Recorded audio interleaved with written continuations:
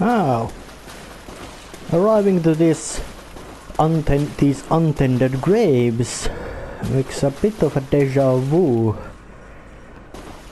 as there are those birdmen right where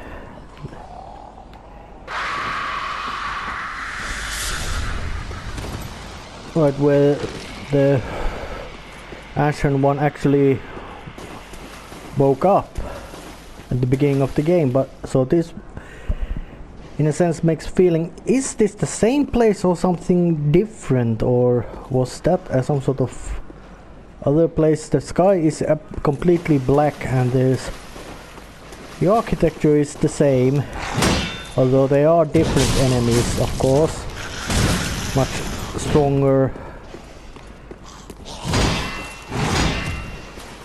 Like these cathedral warriors and those birdmen. But generally this is the same place, which really raises question about nature of reality. Is it something that as the world ends, going towards its end, also those possible realities also get closer to each other, giving chances, making this kind of places appear. I really don't know why they made it like this. Of course, making a place like this spared some resources for the game development, as in you didn't need to make any completely new place, just take the old map, put it to a dark place so the backgrounds are different, put out some different enemies and treasures there, and voila, you have a completely new location. And of course, Dark Souls games being what they are, players are scratching their heads off. Or they say scratching their heads bald, thinking about what is their purpose, why such place exists, what it is, and how such place exists. Well, of course it exists in a game itself. And it even has these same enemies.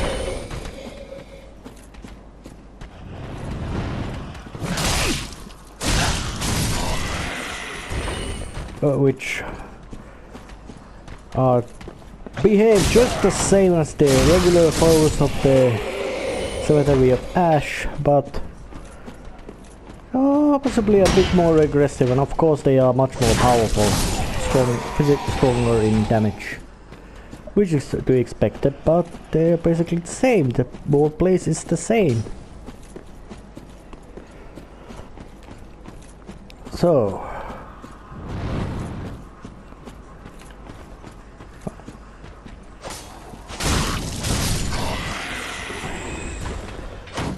this is the more mysterious places of the entire game, at least in realm of what this place is. And that's not necessarily a bad thing. It gives a bit of interest. And now as you go to here, there's the same remains of the same battlefield where should be the Iudex Gundyr, but there isn't any, at least. There was Champion Gundyr, which to say same boss, but much more nastier case. Perhaps it was something that proved to be unworthy, or was so much better that this is the place where the Ashen One never survived encounter with Champion Gundyr or Iudex Gundyr, and things just went how they went, became dark, empty, dreary, unpleasant. And of course there's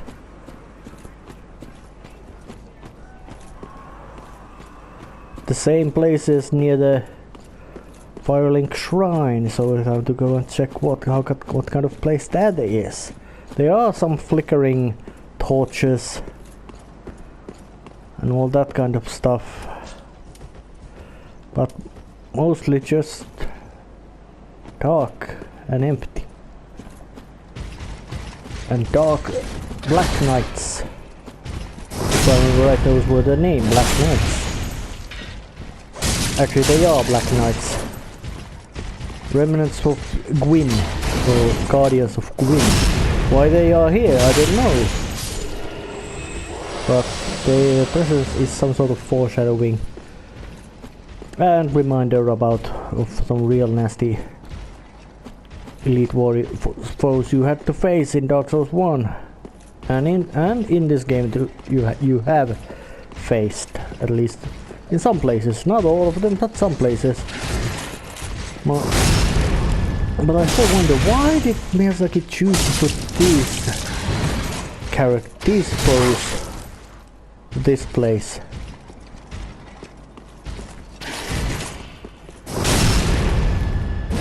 Really strange. Of course they are strong enemies and all that, but they could have just take some regular foes and boost their strength, so they would be dangerous to the player when he comes here. But why they didn't? Is it some sort of message they wanted to deliver, say, by bringing Black Knights here? As in to say, the Black Knights were, you could say, the opposite of Silver Knights of Anor Londo, but they both were, in a sense, on the same side, as in personally loyal and to the, when I say serving, at least the god-like god figure Gwyn, and of course his equally godlike offspring Gwyndolin and Guinevere. But they are the same coffins, markers.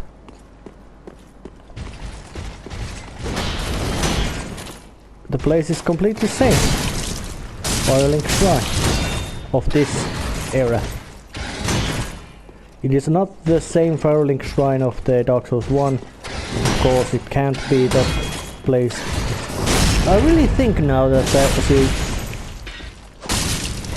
about continuity of Dark Souls. I mean, that first one happens in Land of Lordran, where the ancient Land of Ancient Gods, but the Drang Lake happens in completely different place. Over the Dark Souls 2 has Drang Lake, which is completely different place.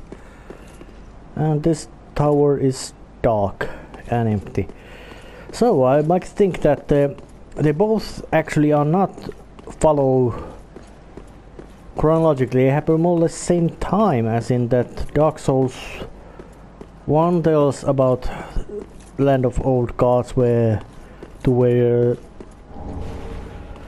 chosen undead arrived, but the Dark Souls 2 tells of a different land to which another undead went or is from, and he's searching for a cure for the undead curse, not ending to it, like, or some sustenance to it, or reversing it with a kiln of the first flame.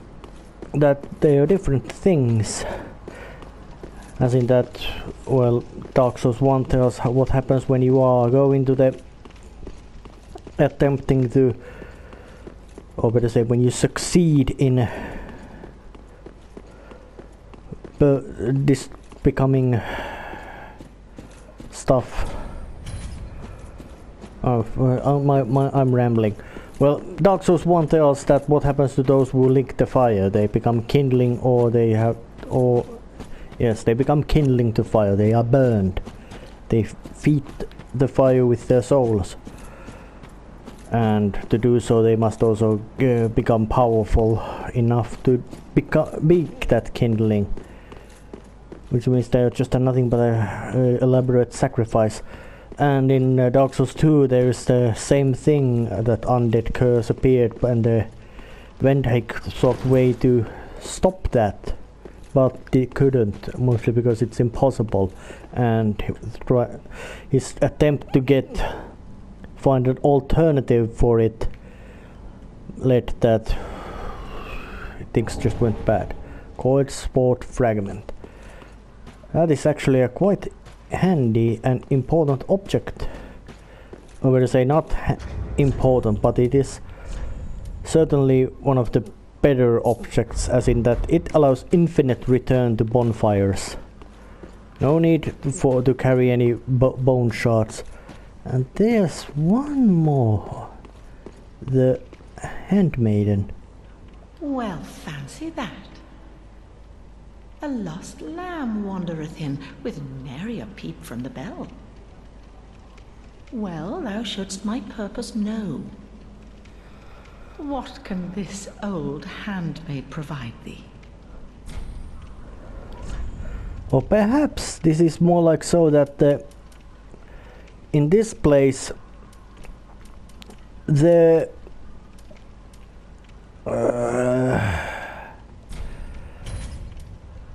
was no the bell of awakening never rang in this place. It just is. And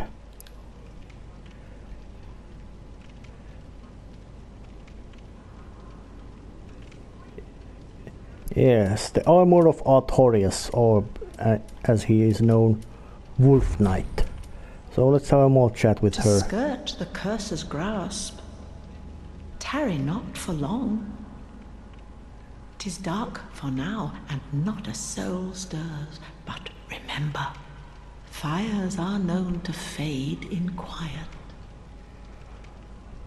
Or perhaps thou'rt captive already, like the poor girl.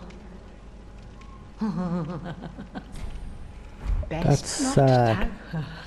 Well, strange. This is just the like the so that every person who were, the bell never rang,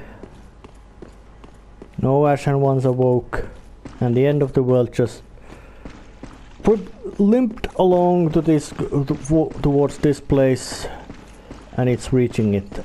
But this is completely different. There's a corpse and altar, withered body, which must have been. Oh yes, that was the firekeeper. Maybe she opened a coffin, built herself a coffin, and well, came here and died. And let's see the thrones. Saint Aldrich of the Deep, Ludleth the Exiled, and there are no Lords of Cinder here either, because they haven't been called. So Ludleth is wherever he is. But time to travel to Shrine from here and have a chat with the Firekeeper.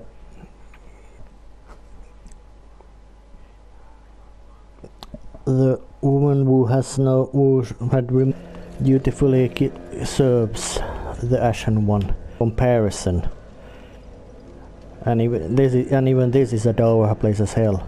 Welcome home, Ashen One. Speak thine heart's desire. I will give you the eyes. Ashen One, are these eyes? How gracious of thee, Ashen One. The very things we firekeepers have been missing. I will no. Ashen One, my thanks for the eyes thou hast given. But firekeepers are not meant to have eyes. It is forbidden. These will reveal through a sliver of light frightful images of betrayal. A world without fire. Ashen One, is this truly thy wish? Yes, I do wish for a world with no fire. Of course.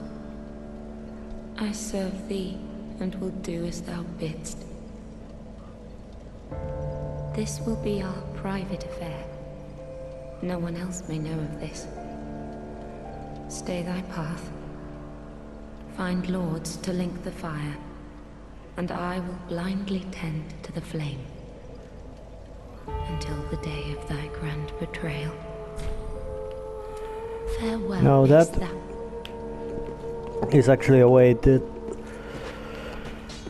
have a bit of alternate ending, as in that you can link the fire, you can become the Lord of Hollows, or you can get the fire to be kept safe.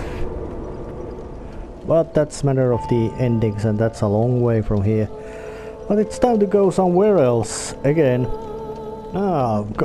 Going to the profaned capital. That place which is ruled by Yolm the Giant. And I can assume that he is a giant one, because his name is a giant. Is the Giant, and he was also shown in the intro as one of the big honchos, and being bombarded by fireballs by that whatever container, and the gargoyle. The gargoyle's most dangerous part is not in the attack power, although that is not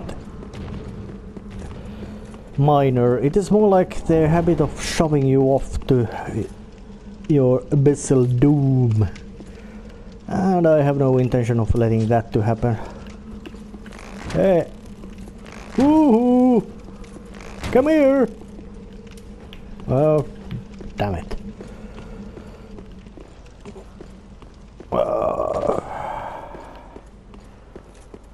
And there are those prison guardian looking like characters. They have a similar mask and general appearance, but they don't carry those annoying branding irons and wear white.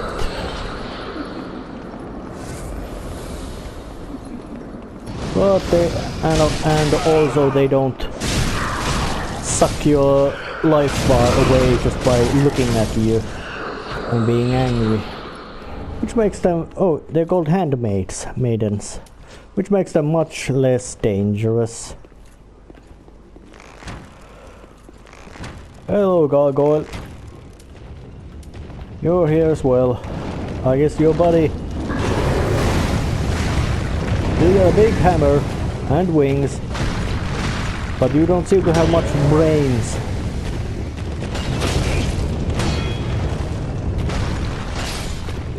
And that's why I sliced you up. And he got a gargoyle flame hammer.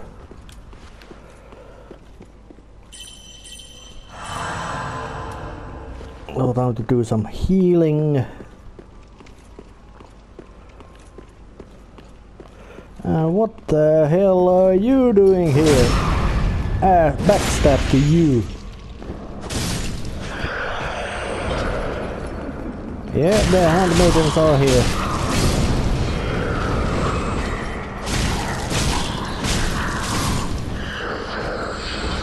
I don't like having to deal with them, so I chop them up to little bits.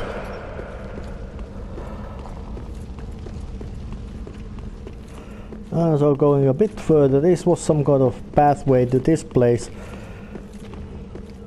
So knowing that these places were some time ago more connected to each other, but time and their personal interests have made them so that they don't keep contact with each other and all that kind of nonsense. So of course there are ruined bridges, broken hallway, stuck broken bridges, collapsed hallways, and all that kind of things to indicate that things are not so pleasantly done. But there's lots of those. Dude, so it's time to do a bit of a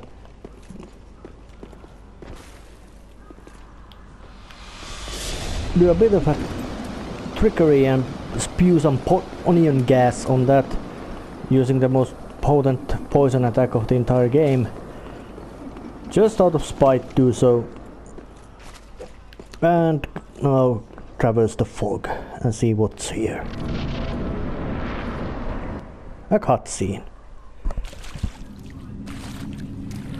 And there he lies. And there he came.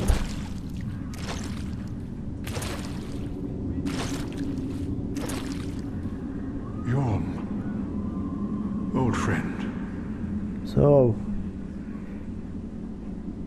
I, Siegward of the Knights of Katarina, have come to uphold my promise. Leon has a crown.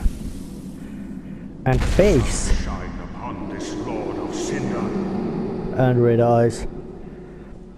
And he flickers fire mostly because he is the Lord of Cinder.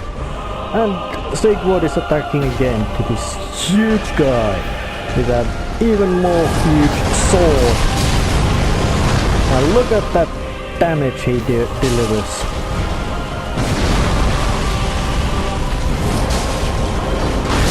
Oh shit, and that big blade he's using, it's like a...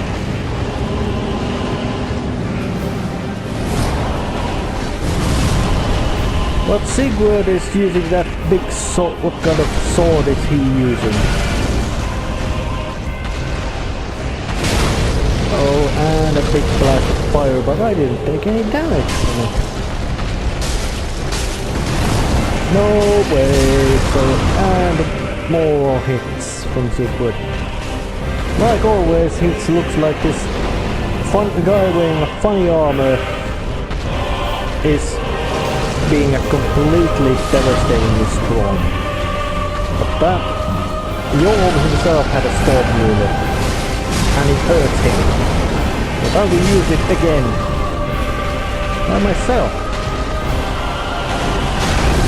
Oops, and get a couple of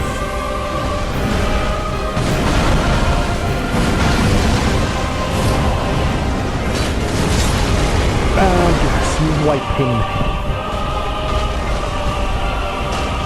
And Sigurd is using mathematics.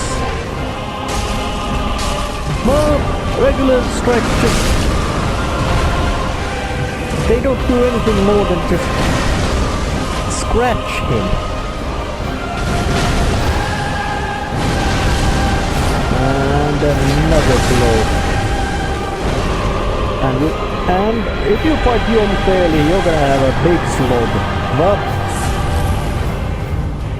the Storm Ruler is there just to make it sure that you can fight him efficiently. I got his parts and I got his soul. Now I have a chat with Sigurd.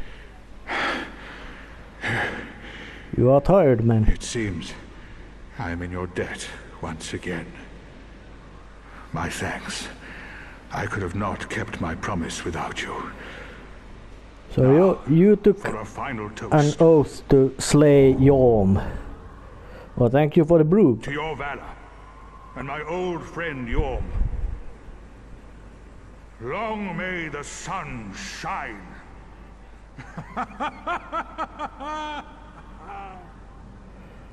Well, that was cheerful from you. Well, I'm going to have myself a little nap. The only thing to do, really, after a nice toast. You are a true friend. Best of luck with your duty.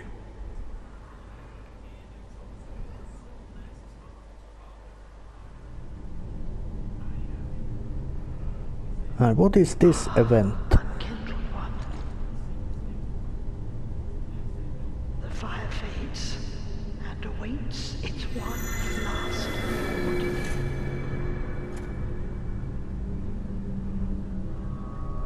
Oh, now I'm being summoned forward. Is in your hands. So yes, there's one more Lord of Cinder. Please save his soul. But that was always was that one woman I already have killed long time ago, brutally with a brutal murder, just to get further to Lothric Castle.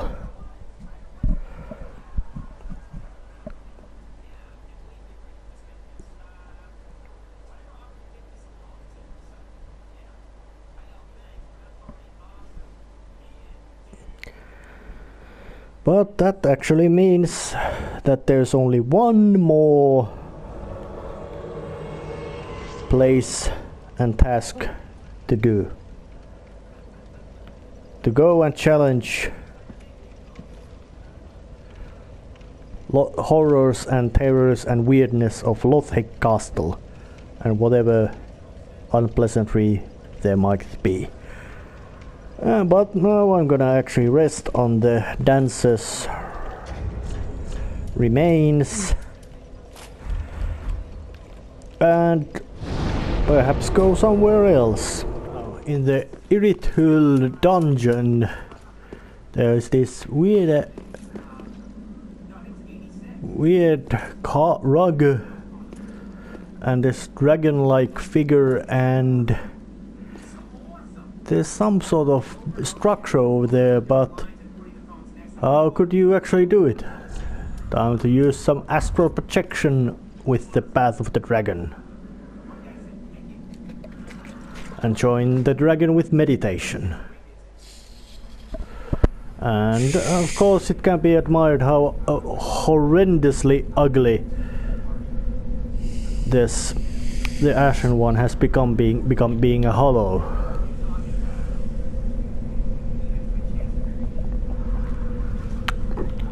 Beard and hair,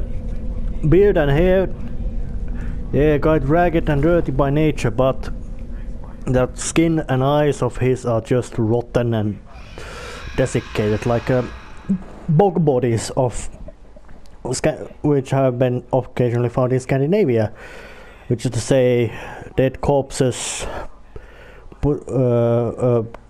corpses in bogs, and the acidic,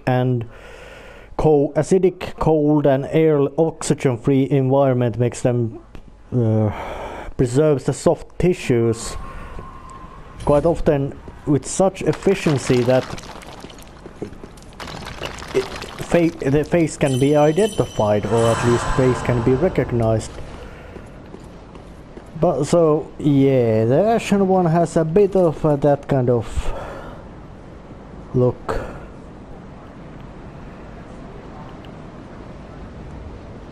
Yep, that's a quite definite bog body just walking on 2 feet. So it's time to actually go and make him wear a mask, just to cover that horrifyingly ugly face. But Archdragon Peak, the place, you could see this is the bonus dungeon of Dark Souls 3, basic Dark Souls 3. It's difficult to find it. To even get there demands several steps. Even if you know where it is, you have to have that gesture, and to get that gesture you must already defeat that one bonus boss in the end game areas. So it's not such a easy place to find, and knowing that it's practically impossible to just stumble upon this place.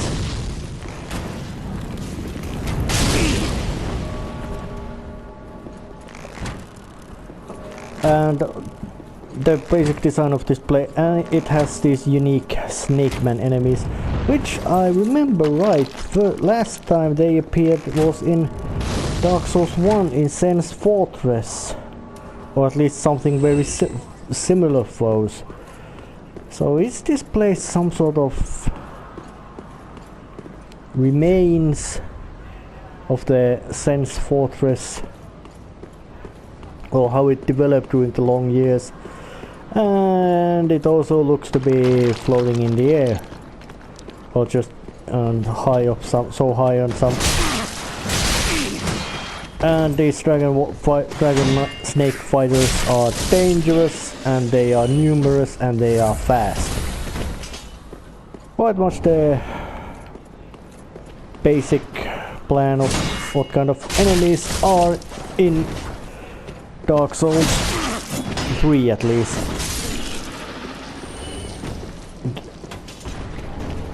Well, they drop quite nice goodies. So it's time to use the bonfire again. And go forward.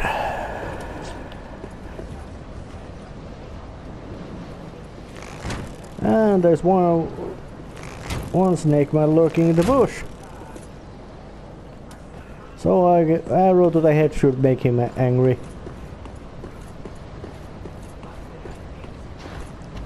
Oh, I guess that... Is that him, or was that just his vicious looking brother?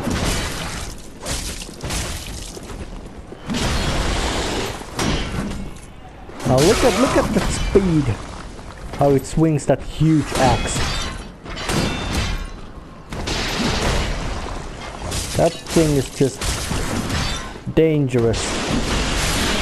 Well, luckily it can be chopped up if you are patient and don't have to fight more than one of them at the same time, which is quite much the basic rule of Dark Souls. As long as you can manage to get into one-on-one fights, you can practically defeat any boss or enemy given sufficient time, and it's not that doesn't just use sucker punch, but even two foes is bad. So what's this stuff? Ancient Dragon Great Shield, probably completely piece of junk. And when there's an open gate, you always assume the worst.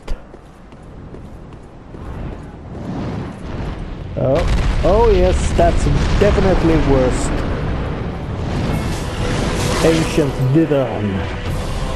And unlike Ancient Dragon, this one is, well, this ain't as big, but it's certainly as dangerous, if not even more so. I have no... but unlike Ancient Dragon, which was a completely horrifying monster you had to beat fair and square, this one is not like that.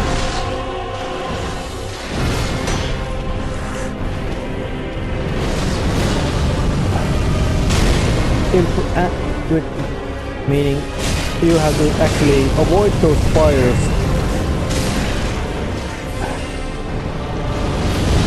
Yep, it's not crew friendly, and luckily those fires die out right away, so you can just dash through those.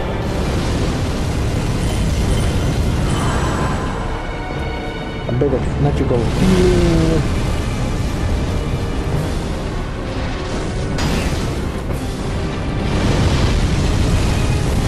Oh yep, and as a bonus, those snake dudes are not immune to that ancient river's fire breathing, but I still find it strange that a thing called Wyvern, or Wyvern, however you want to pronounce it in English, breathes fire. I think it should be something like a poison gas or some other, not fire or any other obviously real stuff like lightning or freezing cold or something. It's well, it's a dragon, and the Dark Souls games never actually make so strong descriptions about what kind of things those different types of dragons are. There's not much difference between, there's no total difference between For example, Black Dragon Calamity, how Black Dragon Calamity is different from Sin, the Slumbering Dragon, and how the Ancient Dragon is different from like the Ancient Ruben which I'm facing right now. Of course, there are of course visual differences and how they fight differences and how many limbs they have differences and all that. But generally they don't make any kind of difference about which came first, how sentient or smart they are. Well, the Ancient Dragon clearly was sentient, and for it aided the undead, aided the bearer of curse, or cursed undead, or however you want to say it. But there's so little of told, and also so little told about these things. Are these real, some sort of dragon spawn, or some sort of degraded, devolved form of dragons, or something like that, as they are? But here, where there are dragons, these kind of things also quite often appear. Not always, but quite often. Often enough to make it a bit strange too. And there's one more of those big snake dudes. And those big dudes, they're dangerous. Of course, and if it's webs that kind of chain around, it's even more dangerous. Mostly because of that.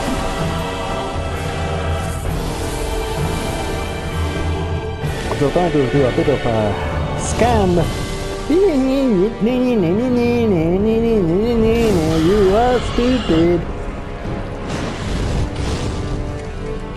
And run past that ugly thing completely. Oops! And avoid the fire. And you, I will just slice you apart.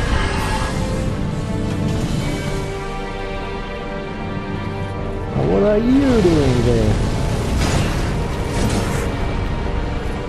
Apparently that big fire Ancient Ruben spews at me isn't so... Well, it didn't reach me so good, so time to keep climbing. And what is he flying?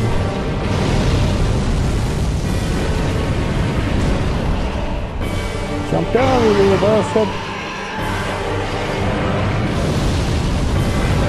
Drop down again, and looks like I am in a quite not good spot. We're actually, yup, jump right under his head and stab right through his skull. That's how the Ancient Ruben is destroyed.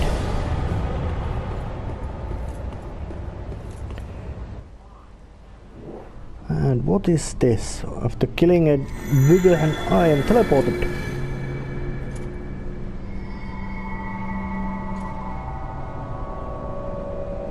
Well, I really don't know how this, why they made it like this happen. But and the fact that Ancient Ruben didn't drop any soul, it was just a big monster for you to slay.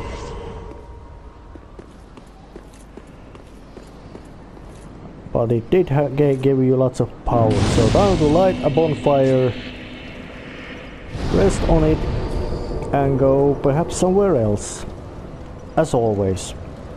Now, going towards the Lothric Castle, and of course going first through some sort of tomb, and just exploring this place. I died because this place is dangerous, well, it's an end game dungeon of the basic game, so of course it must be dangerous, mostly because it has very regular foes, those which are right at the beginning of the game, but they are now much more dangerous. I don't really remember a game which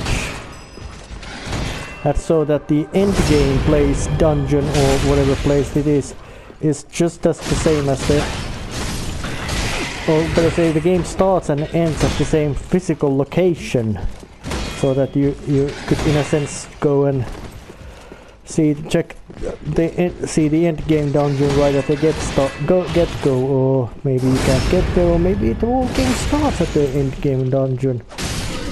But in this game, yeah, game starts. First place after the Cemetery of Ash is the High Wall of Lothric, and that place of course leads to the Lothric Castle, which is the endgame dungeon. The place where the last boss is, the last Lord of Cinder. Of course, he ain't the last boss, he's just a last boss. But he's, what's the word, penultimate boss, the boss before the final boss, which of course is in just completely different location, which can quite easily be guessed that it is the kiln of the first flame, but that seems to be the task again for the Lords of Cinder, that their task is to light the kiln, put the kiln on fire again, or ignite it, or become kindling for it, but they have refused, so they must be dragged there to do their fucking job. And of course, in addition to those knights, there's also these hollow soldiers. Just the same fighting style as always, and basic hollows. They're just tougher and more stronger than before. Nothing completely different about, actually they're completely the same. And look at that, the sun is in permanent state of eclipse now. That's scary. But it's still strangely, well, not dark. I guess the boys from software and didn't know or care about things like how dark sky, not seeing in the sky makes things look big, which is to say darkness. This more appears to be some sort of permanent dusk, even though the sun doesn't shine anymore at all. And there are these axe-wielding psychopath soldiers. And they were dangerous, now they are even more so. Mostly because the enemy damage, the amount of damage enemies do goes up much faster than your ability to endure it, which means in the end the game is just all about becoming a glass cannon. Well, that's always in a Dark Souls, but now it's even more. So, and this is some sort of wall place going forward, and look at that, 2 huge dragons guarding a gate. Well, so I'm gonna give up and go somewhere else.